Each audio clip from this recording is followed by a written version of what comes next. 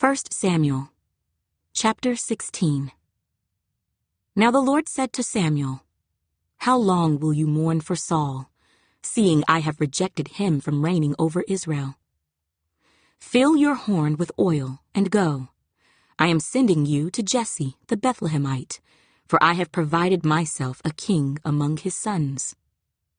And Samuel said, "How can I go? If Saul hears it, he will kill me." But the Lord said, "Take a heifer with you and say, 'I have come to sacrifice to the Lord.'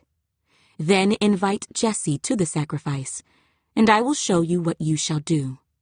You shall anoint for me the one I name to you." So Samuel did what the Lord said, and went to Bethlehem. And the elders of the town trembled at his coming and said, "Do you come peaceably?" And he said, "Peaceably, I have come to sacrifice to the Lord. Sanctify yourselves, and come with me to the sacrifice." Then he consecrated Jesse and his sons, and invited them to the sacrifice. So it was, when they came, that he looked at Eliab and said, "Surely the Lord's anointed is before him." But the Lord said to Samuel, "Do not look at his appearance or at his physical stature, because I have refused him.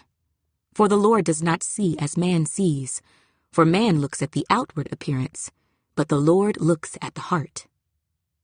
So Jesse called Abinadab and made him pass before Samuel, and he said, "Neither has the Lord chosen this one."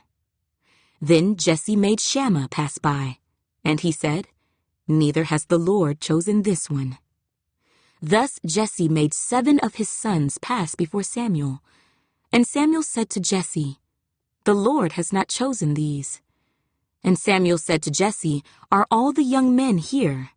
Then he said, "There remains yet the youngest, and there he is, keeping the sheep." And Samuel said to Jesse, "Send and bring him, for we will not sit down till he comes here." So he sent and brought him in. Now he was ruddy, with bright eyes and good-looking. And the Lord said, "Arise, anoint him, for this is the one." Then Samuel took the horn of oil and anointed him in the midst of his brothers. And the Spirit of the Lord came upon David from that day forward. So Samuel arose and went to Ramah.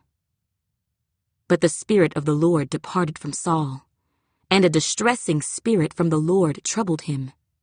And Saul's servants said to him, "Surely a distressing spirit from God is troubling you. Let our master now command your servants, who are before you, to seek out a man who is a skillful player on the harp. And it shall be that he will play it with his hand when the distressing spirit from God is upon you, and you shall be well." So Saul said to his servants, "Provide me now a man who can play well, and bring him to me." Then one of the servants answered and said, "Look, I have seen a son of Jesse the Bethlehemite, who is skillful in playing, a mighty man of valor, a man of war, prudent in speech, and a handsome person, and the Lord is with him." Therefore Saul sent messengers to Jesse and said, "Send me your son David, who is with the sheep."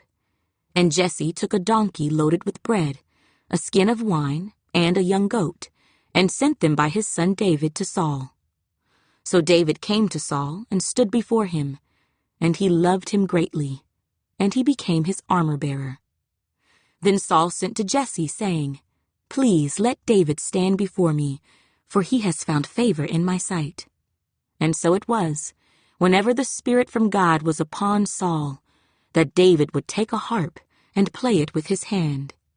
Then Saul would become refreshed and well, and the distressing spirit would depart from him.